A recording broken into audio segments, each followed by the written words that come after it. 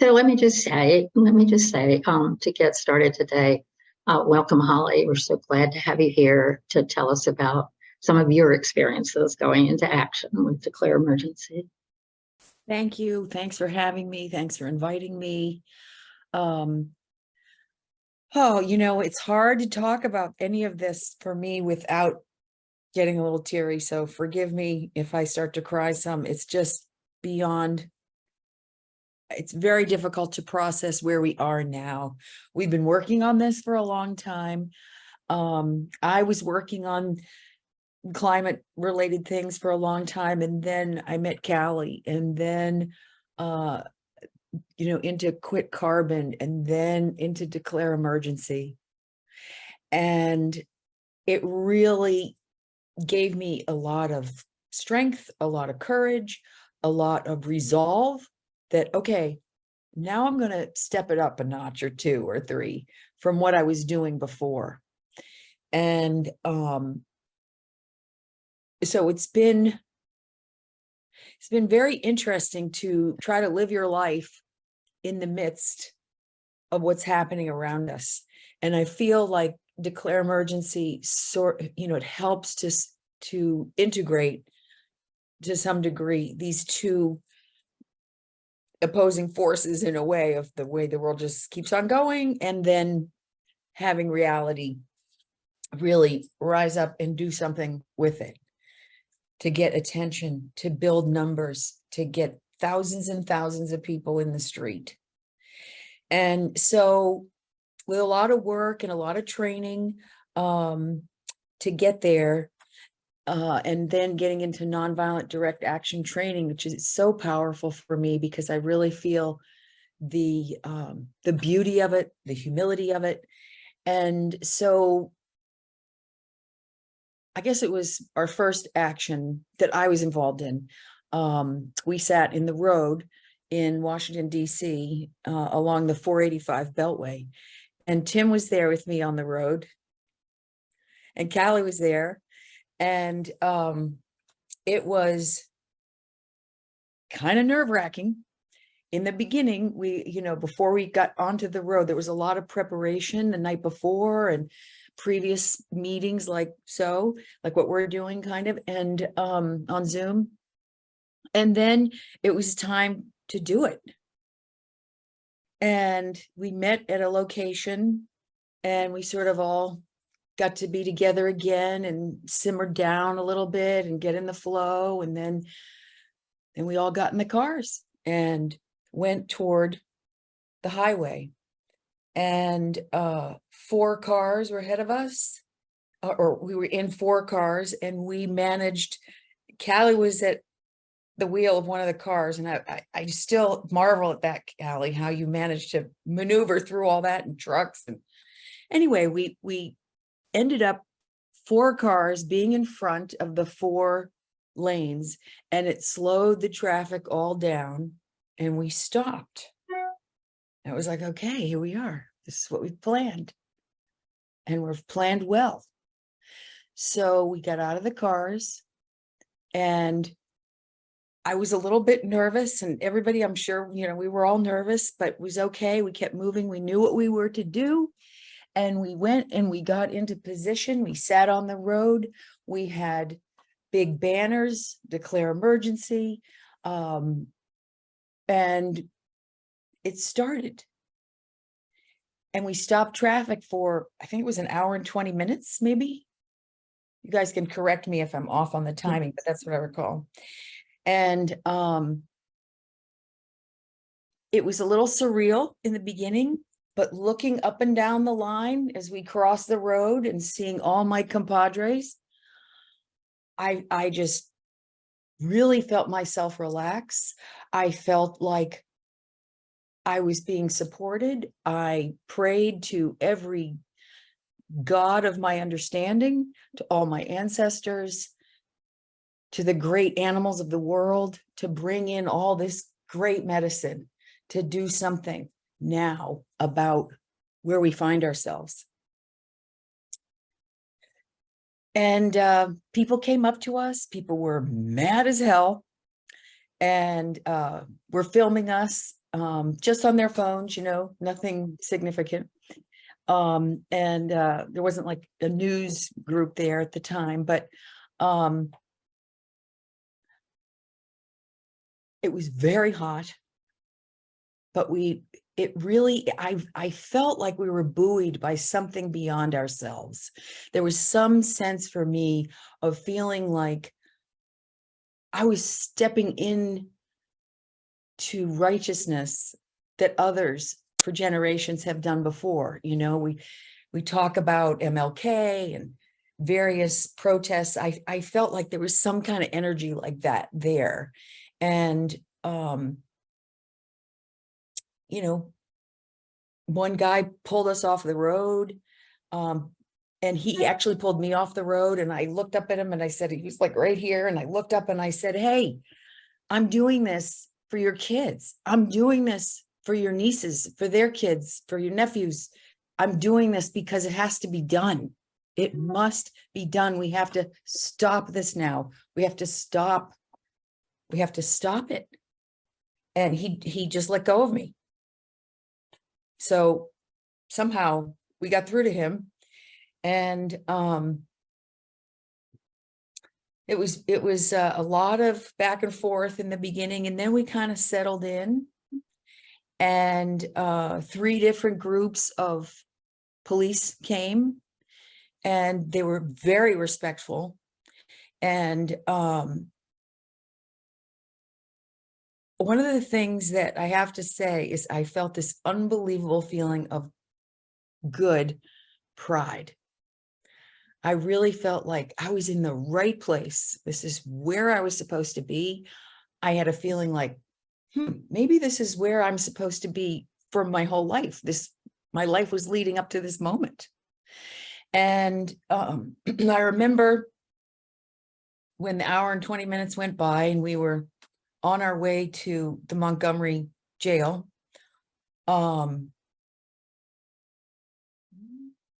It was, you know, and then the men got separated from the women and all of that. I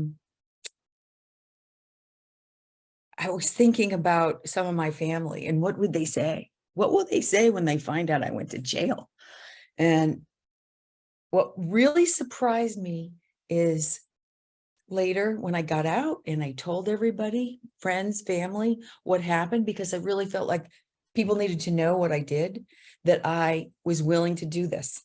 And it was important for them to understand how very serious I am about this and how very serious it is.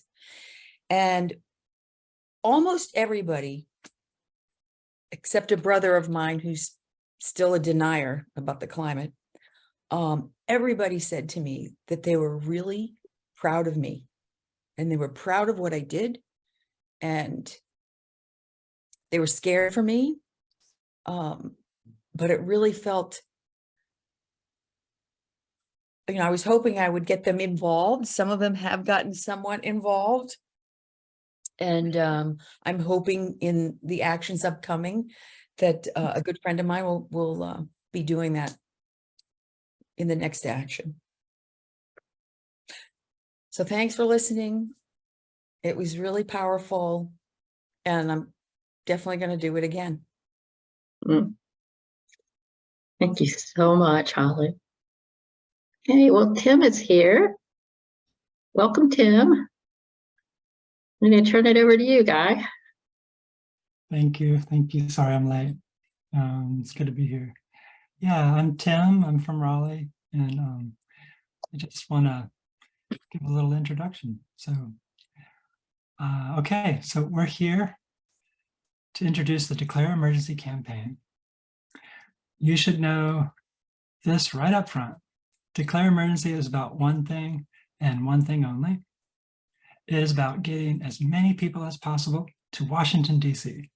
as often as possible, for as long as possible, to do nonviolent civil resistance actions that disrupt business as usual in order to pressure Joe Biden into declaring a climate emergency, and then to use his emergency powers as president to turn around all the forces that escalate the climate crisis every minute of every day.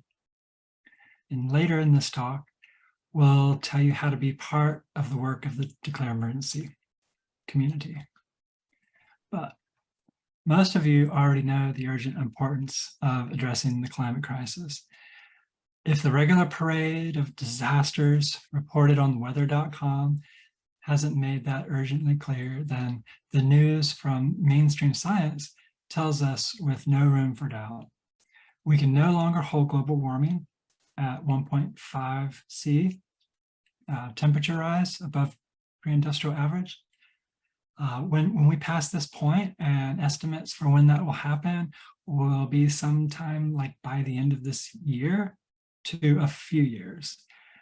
More than 1 billion people will live in areas of heat so extreme, it's just, you cannot breathe it. And it will cause drought, famine, and mass migration.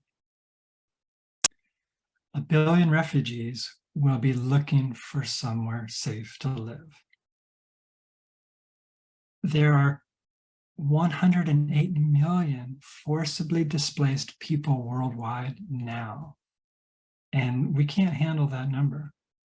So the climate crisis will cause failed states, more wars, economic collapse, and like this tendency towards authoritarian states and dictatorships, except for there's the campaigns that we belong to, pushing in the other direction. Finny, quiet. I'm sorry?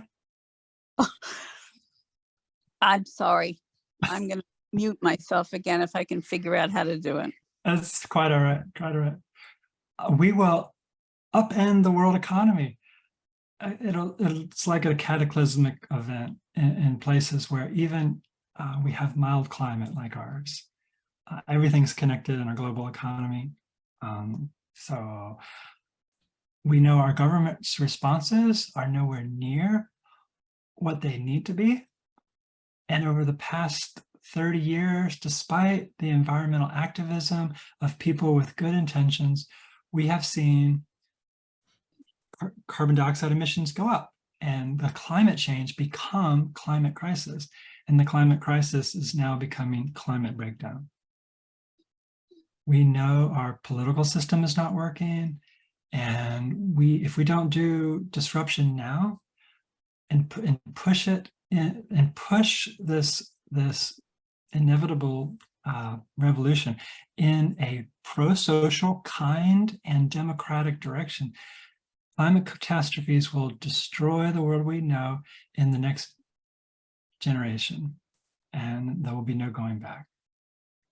As things stand now, just acting to disrupt the politicians with traditional demonstrations and protests won't be enough to push back against the power of the mega wealthy forces that are sending humanity and much of life on the planet to destruction. To force a change that big is going to take something bigger.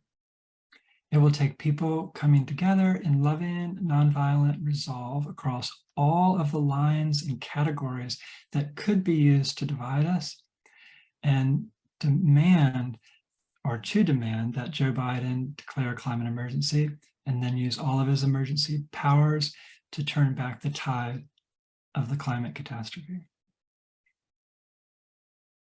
And I'll turn it over to Callie. Thanks, Tim. It's important to understand before we talk more specifically about our actions and what you all can do to participate. We feel like it's important to understand the foundations that support what we do. All of our actions combine 4 things: strict nonviolent discipline, and we have pretty intensive nonviolence trainings to make sure, as Holly mentioned earlier, to make sure that people are strongly grounded in that strict nonviolent discipline.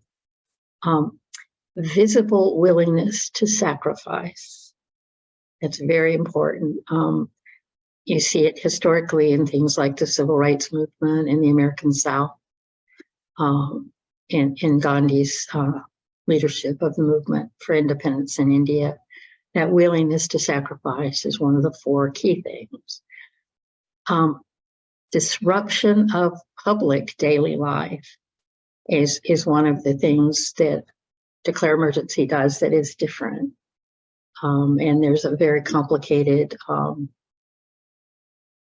thought that went into why we include that and when we do, and we get into discussing that a lot as you come to things like the nonviolence training and further events like this one. But that element that when we block traffic, we're not protesting the people we're blocking. We're not acting against them. When we do an art action in a museum, we're not against art or against museums. That's not what it's about. And that's why having the nonviolence training is so important, so that we can be there in a way that's not oppositional, that's not trying to fight with anybody. But that disruption of public daily life is a way of really enacting the reality that we're in the middle of an emergency. It brings the emergency to life. So, and then all those three focus on the fourth element, which is having a single demand that is something winnable. It's within the realm of possibility that we could win the demand. So these four things we need before we go into actions with Declare Emergency.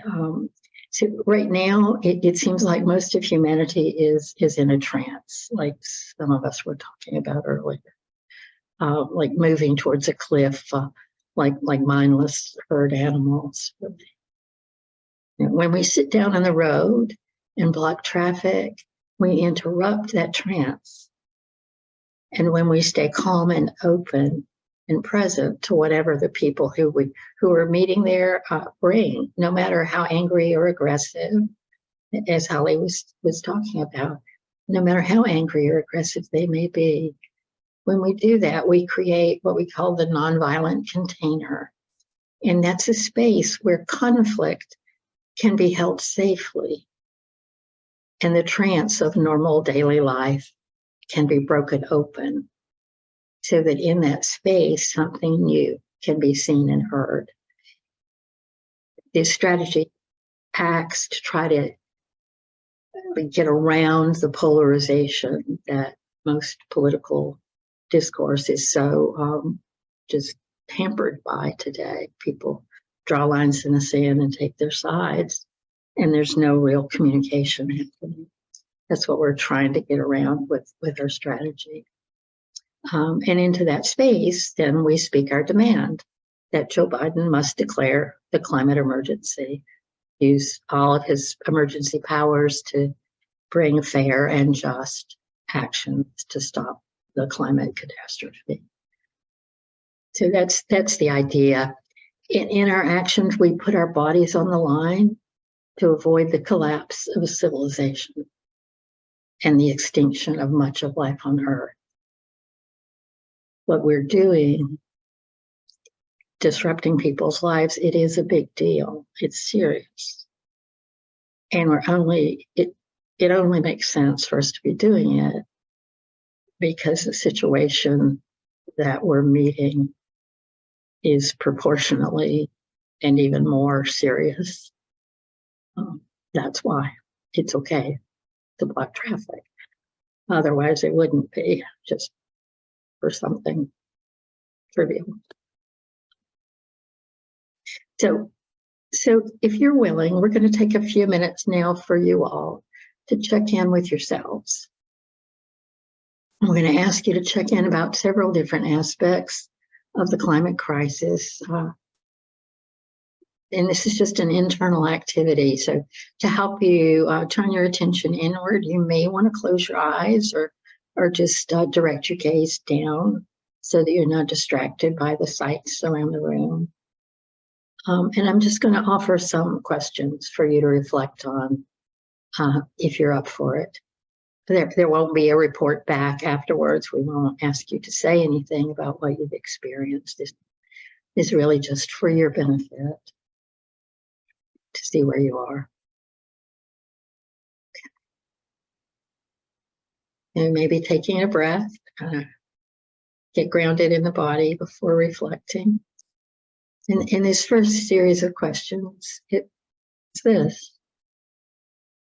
Do you understand that climate catastrophe will inevitably lead to widespread collapse of society?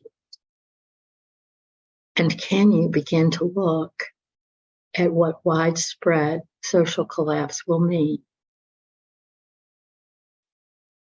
What do children look like when they haven't had enough water to drink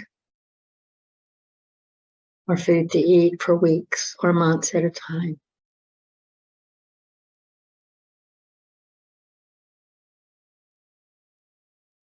What happens to innocent bystanders in times of war?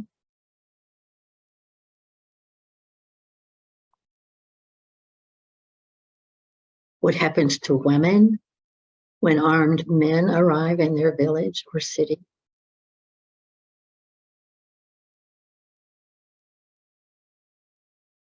What will the next generation do when the Amazon trucks don't come anymore?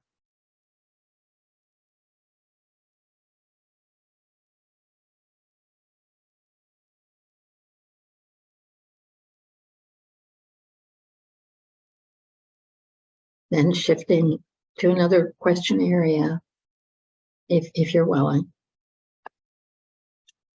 can reflect on this. Does it bother you that there are mothers in parts of Africa now, right this minute, who routinely starve themselves in order to feed their children because of drought and famine brought about by the carbon emissions of the US and other high carbon emitter countries?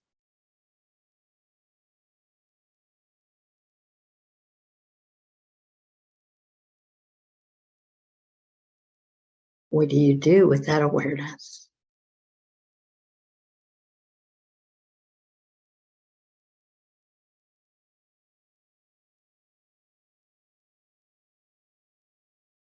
And then one more. What would you be willing to sacrifice to secure a livable future for the people and places that you love?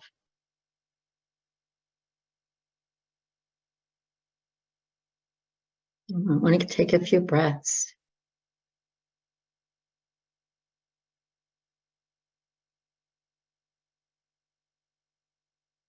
And thanks to everyone who was willing to work with those questions. These are probably things that you're all aware of already and dealing with already because you're here now.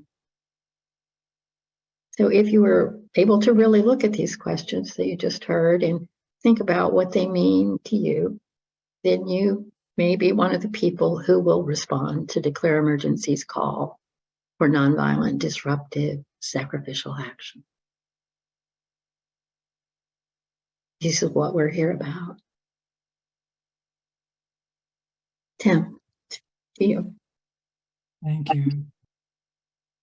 Before we take a look at what we're doing to prepare for August actions, we need to highlight the core values which provide the foundation for all that we do in Declare Emergency. Number one, leveraging nonviolent civil resistance. Acting in radical nonviolence creates a special kind of social space, the nonviolent container. This space has the potential to transform conflict from the old us and them polarizations to something more positive and open. Nonviolence transforms disruption from an action that is merely opposing something to an action that stands for something, while at the same time, it reaches out in the midst of conflict for connection. The American Civil Rights Movement and India's movement for independence, led by Gandhi, are important examples of the power of nonviolence.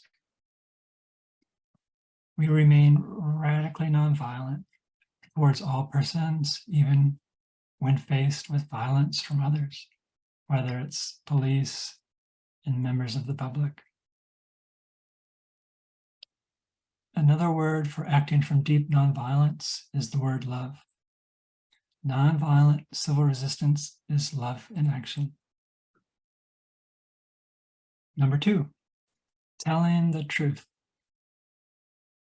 We confront the awful reality of the climate situation, refusing to be lulled into denial or excusing ourselves from the need for action with hope or wishful thinking, also known as greenwashing. You've probably heard of that.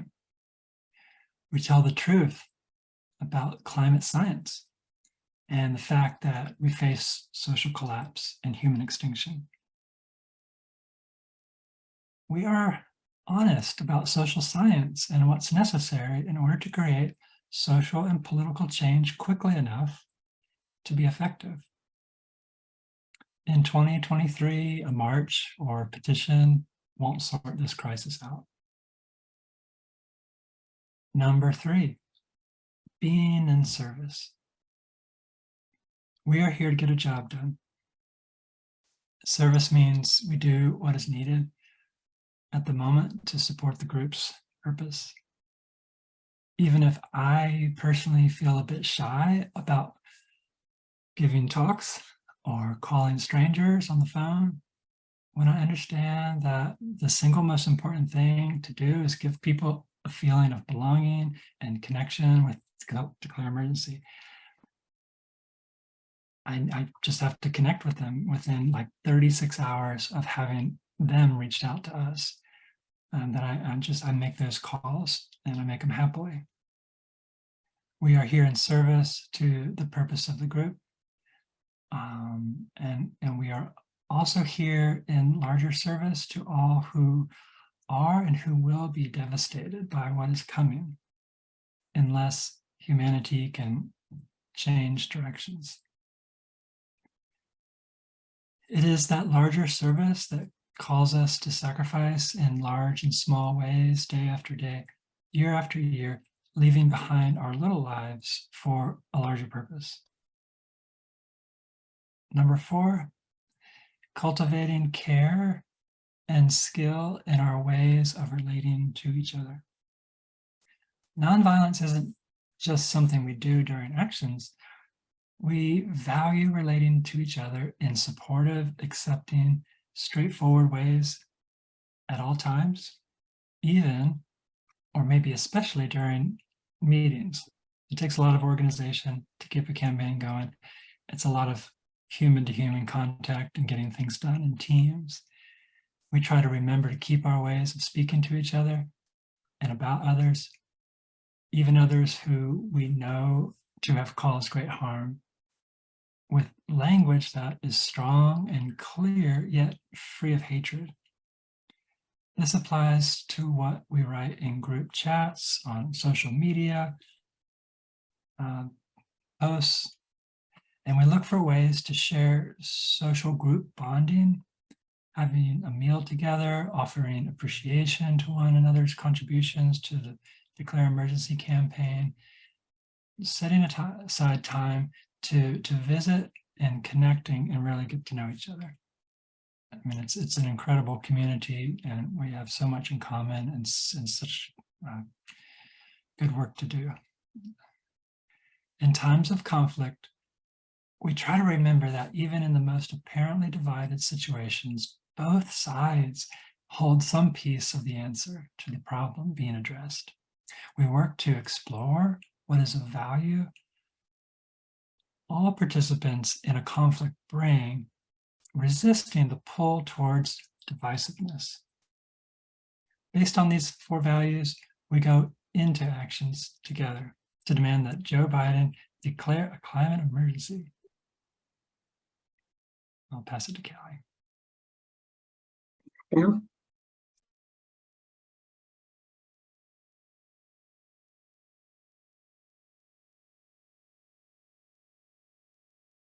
Great hearing that. We're going to shift now that we've got our context, we've got our foundation, and talk about the question that Kathy began with the what can I do question. So right now we're getting ready to go into one of our action periods. It's going to be a week this time. Although if a lot of people come and want to stay longer, we will make that work. Technically, we could stay until we win our demand if enough people came and wanted to do that. So as of now, we have a week of actions planned, and those actions will combine some actions that people will be taking high risk of arrest, and will also include low risk of arrest roles. So every action will have some way to participate with a low or no to low risk of arrest, and some actions will include high risk of arrest. So we'll have actions every day. We'll also be having times to get together, like what Tim was talking about just now, just to be, together and get to know each other, and have some social, informal connecting time, and also just offering support around what we're dealing with and how it feels to be living now with what we know and with what we're seeing. It's going to include, and also we'll have some trainings. It'll be a little bit like, some workshops interspersed with some social time, but mostly the actions are what we'll be there for. So what is to be done now is to get ready. This is the getting ready for the actions time. Key step, you won't be surprised to hear, is to come to the nonviolence trainings. Declare Emergency has, we do a series of 3 trainings that are required of everyone who goes into an action, to get ready to be in the kind of situation that Holly was describing, which is one of a lot of intensity of feeling. We prepare. And so the first 2 of this 3-part series are given online now, so that people can attend, from various locations. And there's going to be the next series will begin actually tomorrow night, July 31st, from 7 to 9. And that'll be part 1. And then a week later on Monday night, which will be August the 7th, will be part 2 online. So if you're thinking about joining the actions, or if you just want to understand more about Declare Emergency and our culture, where we're coming from, these trainings are a really important part of that. And how seriously we take nonviolence. The third of the 3-part training is an in-person training, and it will take place 2 or 3 times over the action period in Washington, D.C. So the first of those will be the night of the 20th, before the first action the next day on the 21st. And you'll learn more about that when you sign up to come to Washington for actions. If you would like to register for those, I put this in the chat. You can go to declareemergency.org, hashtag, the backslash thing, events. On the events page is the calendar where you can click on the nonviolence training to sign up for that tomorrow night. We will offer another series in a couple of weeks, maybe 3 weeks, just right before the actions start. But the sooner you can do that, the better. So encourage everybody to sign up as soon as possible.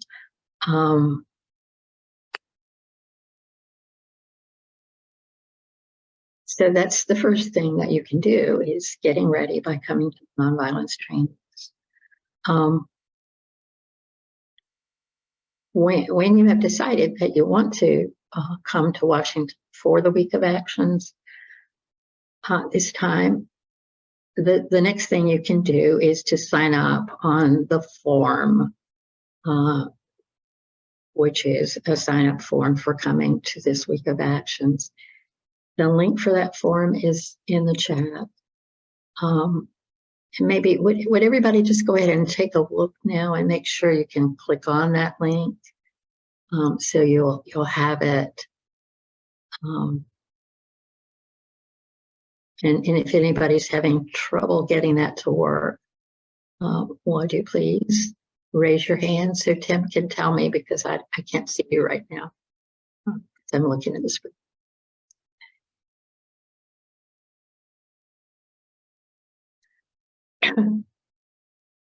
So when you get to the form, you'll see that it offers different options. It's going to ask you what level of risk of arrest you would like to plan to be taking during this week of action. We ask that, understanding that this can change for people, even as if you have decided to sit in the road and at a low risk of arrest, and to get up and leave the road when you're given the opportunity by the police, which you will be. And then you find yourself sitting in the road and realizing you don't want to get up, you want to stay, be arrested, that's fine. You don't have to get up and not get arrested because you signed up on the form that you weren't going to. But the form is just to give us an idea. It helps with planning, to know what's coming. So did everybody get that? Get that link? Very important thing that you can do. And then somebody will be in touch with you.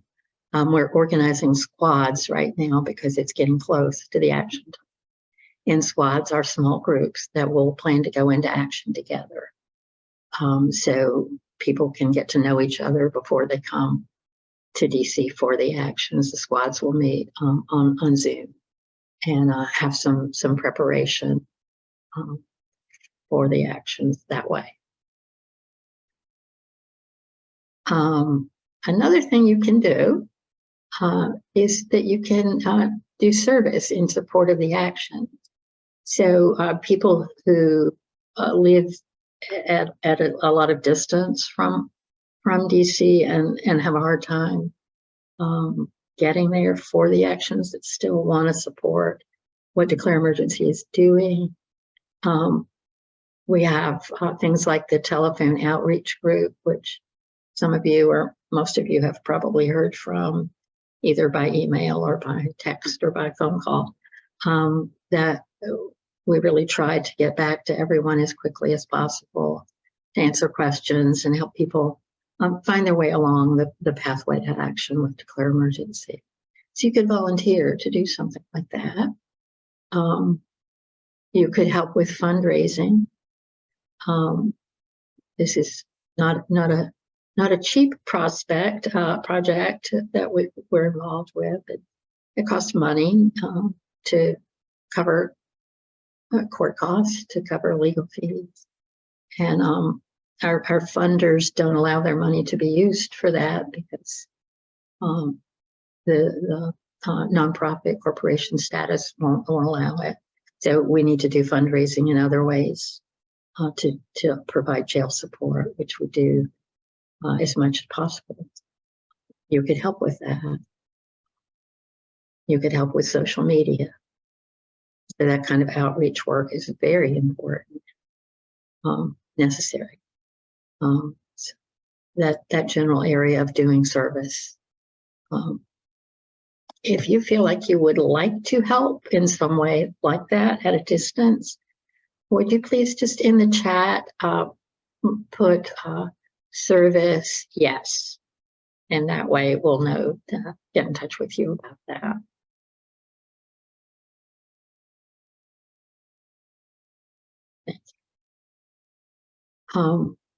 You can also just spread the word. Tell your friends, tell your neighbors, tell the person at the checkout counter at the grocery store. It's always a nice time for a little chat there. Tell them.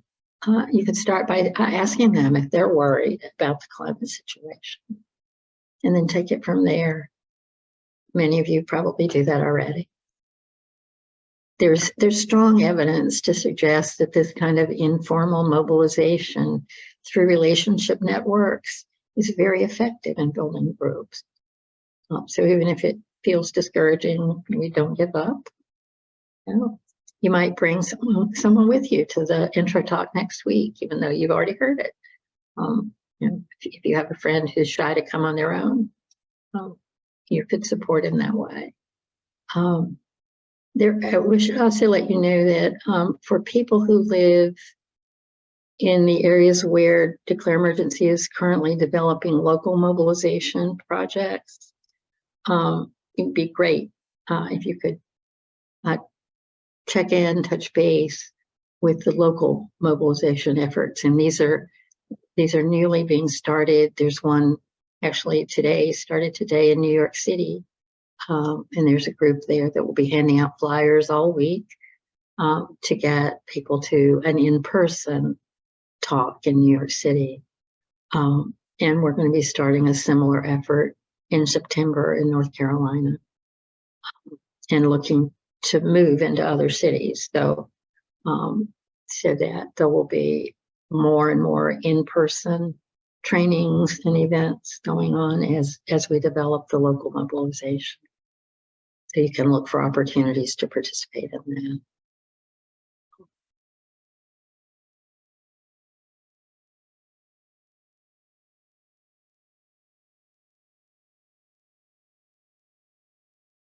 Tim, I'm going to hand it back to you.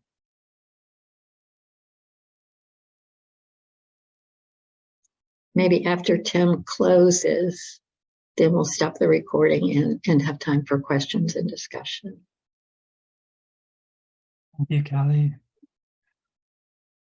Declare Emergency pictures a future where our campaign is successful in securing the changes that will rapidly reduce carbon emissions in the United States. We imagine a journey where a series of single victories leads to many. We also recognize that at this point, the truth from the world scientists tells us that even if we turn things around tomorrow, social collapse is already baked in for much of the world by the amount of carbon in the atmosphere today. The values that support Declare Emergency actions, nonviolence and love, truth-telling, service, and acting with care in our relationships are the values we need in order to meet the harsh conditions of climate and social collapse in ways that avoid the fears lurking in the shadows of our worst apocalyptic nightmares and support humanity's ability to develop and maintain societies that are both democratic and compassionate. Thank you all for being here.